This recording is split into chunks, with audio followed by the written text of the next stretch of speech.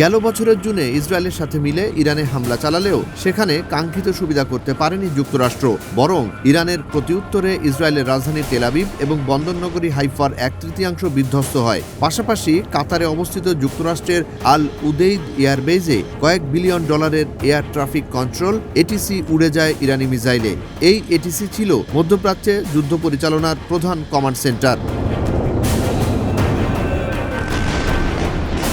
ইরানের হাতে এমন মার সহ্য হয়নি যুক্তরাষ্ট্রের, তাই 2026 সালের শুরুতে ভেনেজুয়েলার পাশাপাশি টার্গেট করা হয় ইরানকে। এর অন্যতম কারণ ইরান হচ্ছে বিশ্বের তৃতীয় রিজার্ভ তেলের দেশ।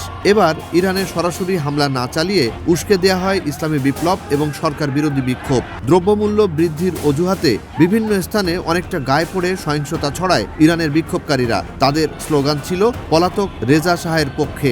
এ সময় বিক্ষোভকারীদের হাতে আগের সিংহ আঁকা পতাকা দেখা যায়। এক পর্যায়ে অনেকটা গায়ে পড়ে সহিংসতা করতে দেখা যায় বিক্ষোভকারীদের। সহিংসতার সীমা ছাড়িয়ে গেলে অবশেষে কঠোর হয় ইরানি প্রশাসন।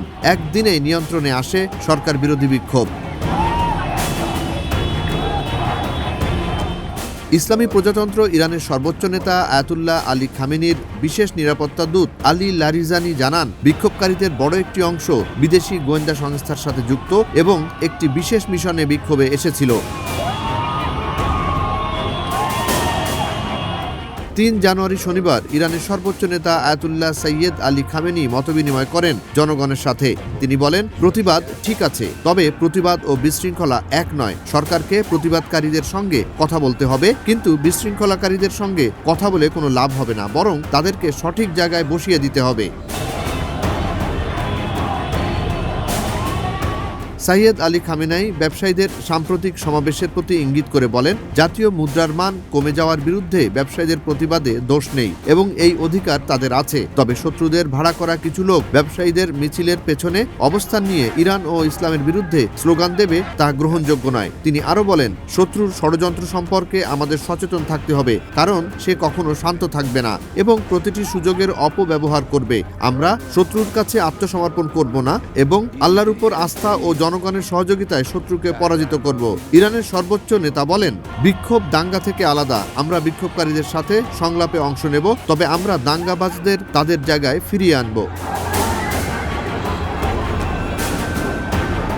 ইরানে বিক্ষোভকারীদের উস্কে দিয়ে মার্কিন প্রেসিডেন্ট ডোনাল্ড ট্রাম্পের বার্তার জবাবে ইরানি কর্তৃপক্ষ হুঁশিয়ার করে বলে, ইসরায়েলি কর্মকর্তাদের বক্তব্য এবং ডোনাল্ড ট্রাম্পের মন্তব্যের পর এখন পর্দার আড়ালে কি ঘটেছিল তা স্পষ্ট হয়ে গেছে।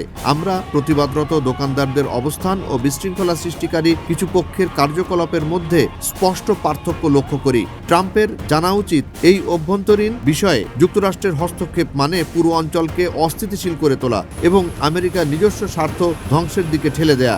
আমেরিকার জনগণের জানা উচিত, এই দুঃসাহসিক অভিযানের সূচনা করেছেন ট্রাম্প নিজেই। তাদের উচিত নিজেদের সেনাদের নিরাপত্তার বিষয়ে সচেতন থাকা। জুনায়েদ আলী সাকি, বৈশাখী সংবাদ।